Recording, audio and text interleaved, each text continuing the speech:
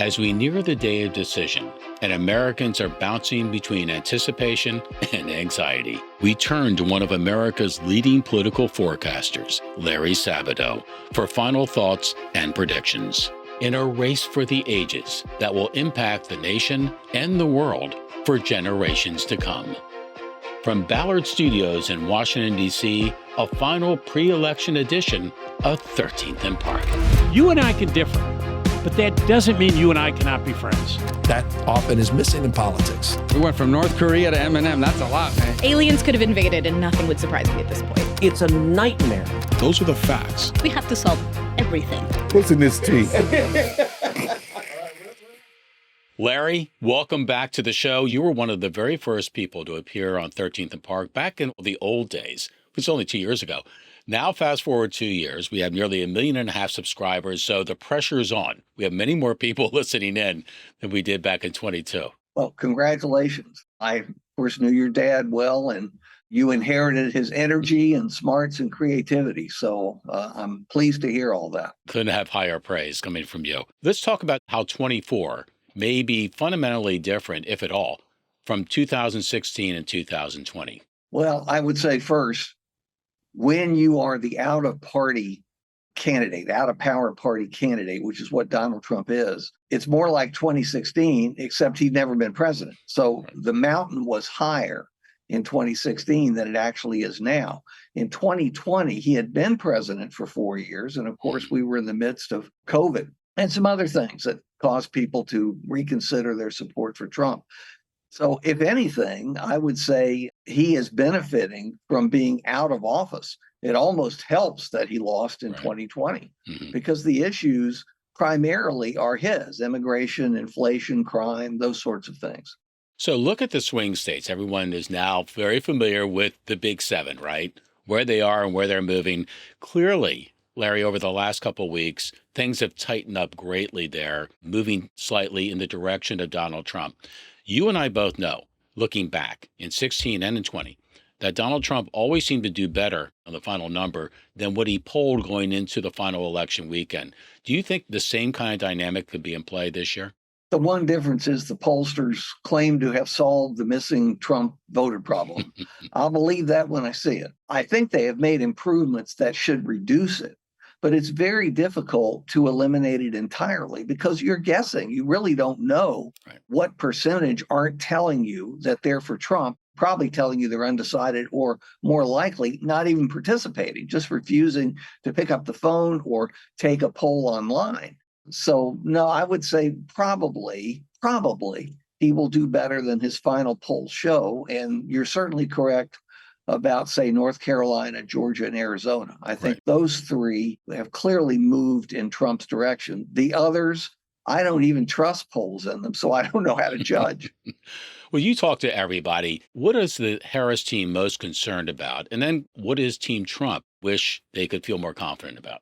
Well, I think the Harris team is most concerned about losing. When you thought you'd be in a different position, and they really thought they would be well ahead of Donald Trump at this point because of abortion and some other subjects. Well, they're clearly not. I mean, at best, this is a 50-50 race.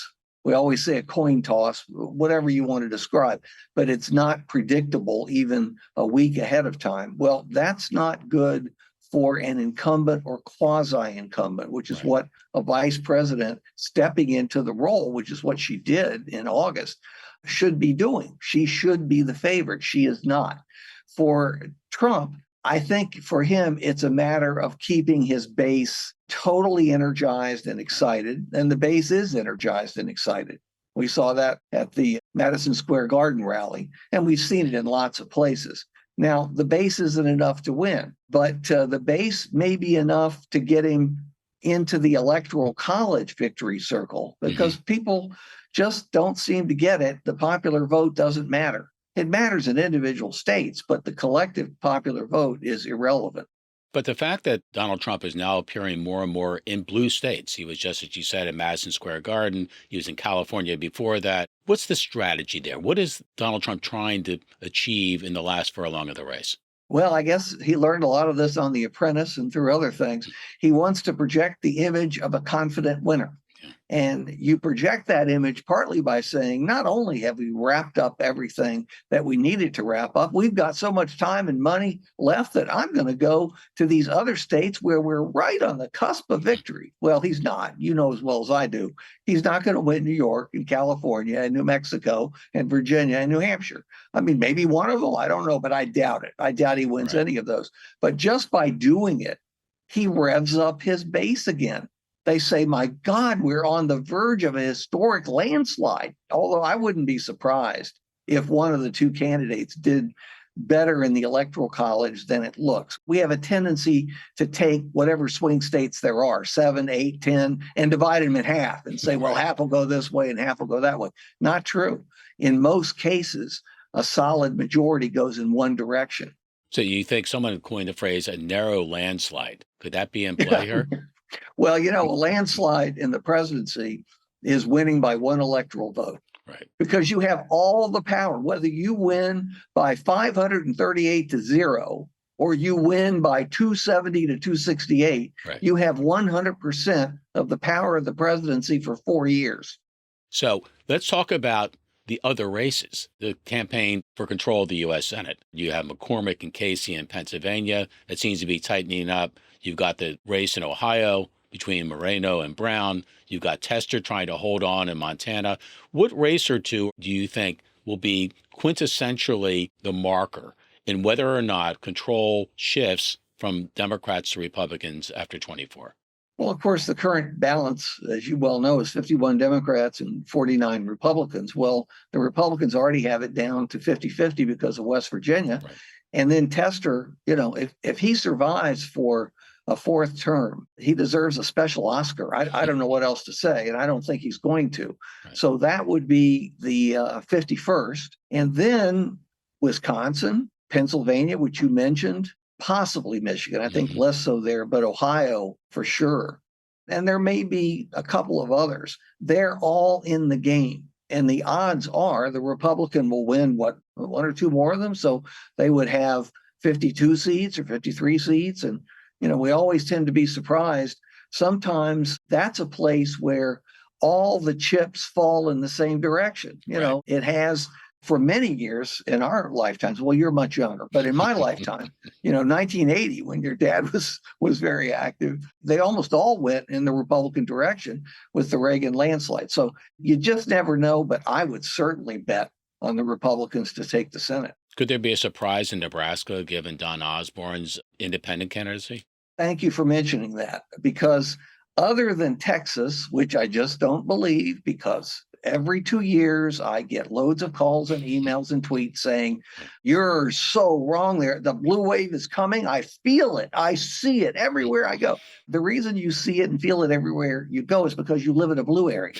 See, that's why. But I can't explain it to people and they get mad. One day I'll be wrong. There's going to be a blue wave sometime in Texas, but it isn't going to be this year. And Cruz will very likely win re-election, and Rick Scott will certainly win re-election in Florida. So all you've got left is Nebraska. And of course, Nebraska can't be won by a Democrat. And I was just in Nebraska a couple of weeks ago to study the Omaha district, that one vote that Harris is probably going to win. But anyway, Osborne has a very interesting campaign. If you haven't seen his commercials, you in particular, Adam, would be interested in these.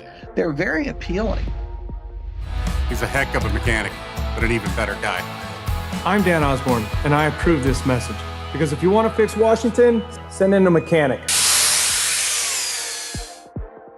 I've told my staff, I want you to keep an eye every day on that race. I want a little report at least every day on what's happening.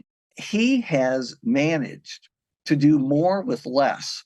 And there is, even in Nebraska, kind of an aching for this hyper partisanship to move on. Now, at the same time, they're going to vote overwhelmingly for Trump, which makes it very difficult for Osborne to win. But, the private polls, not just the public polls, show this as nearly tied. I'm still going to bet that Republicans will hold the Senate seat there because it's hard to bet otherwise. But nobody's going to be shocked if this is the big upset of the night in the Senate. So let's now bring out the crystal ball. I remember the last time we spoke back in 22, you said it's getting more and more difficult, frankly, to project with more certainty what's about to happen. But given we're now almost at the finish line, we hope, what do you see in terms of the presidency, control of the Senate? And we haven't talked at all, of course, about the House, which comes down to probably a handful of races. I think you identified 7, 3 of which are in California, one's in New York, that could tip the balance one way or the other. There are about 20 that are close enough so that if they switched, and it's easy to imagine them switching, again, not 50-50, but disproportionately in one direction or the other, I suspect it'll go to the winner of the presidency. That would be my guess. But with the House having so little competition, it's easy to imagine almost any scenario. The real surprise will be if either party gets a majority over 5, 6, 7. It's going to be another very difficult 2-year House of Representatives. I don't envy the leaders. Now, as far as what's going to happen in the others, we have a tradition at the Crystal Ball.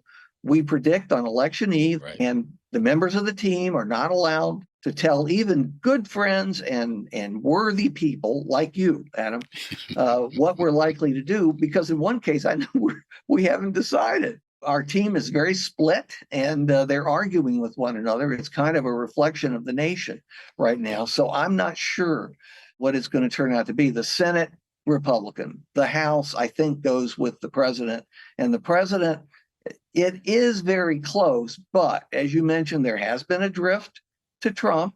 Whether that is sustained, we're at the point where every day actually matters. Yeah. You can have a big event that people didn't anticipate happening even at the end, as we had in 1980 with the collapse of the Iranian hostage negotiations on the Sunday before the Tuesday election, which took Ronald Reagan's 2 or 3 point victory and turned it into 10 points. Or Lyndon Johnson, right before the election, Lyndon Johnson deciding he'd rather have his vice president than Richard Nixon. And he really wasn't sure for a lot of the campaign. He announced a full bombing halt in North Vietnam and pumped up belief that peace was at hand. Of course, it wasn't. We went on to go to war for another 4 years. But Hubert Humphrey came from way back as of Labor Day, and then he was moderately back by mid-October because he'd broken with Johnson's war policy. And then right at the end, he finished a fraction of 1% in the popular vote behind Nixon. Nixon did pretty well in the Electoral College, but these things can happen. These things make a big difference, and you have to allow for them. The longer you live, the less certain you are of any election outcome. That was spoken like a professor. One of the many hats you wear, Larry, to give us that sense of history. And that's true. And I'm a big believer that history tends to repeat itself. It rhymes or repeats itself. And Adam, I want to thank you because unlike my students, you did not fall asleep when I was professorializing with you. Thank you. Also, your iPhone didn't ring. Not yet. So, Larry, good luck to you. Obviously, I want to encourage all of our viewers to tune in to your final forecast the night before the election. I think it means a lot because, again, you talk and you speak with and you analyze all sides of the equation, and you've seen a lot. But like me, you've learned a lot, right? Even this cycle was full of lessons where we would have thought that event, oh my gosh, it's done. I've been surprised, Adam, my whole life. For example, I didn't really believe Grover Cleveland would be reelected. I remember thinking that Harrison would probably win. And that's just one example. Having a long life is a plus. I hear you. Take care of yourself, Larry. Okay. I enjoyed talking to you. I wish you well, and you know that.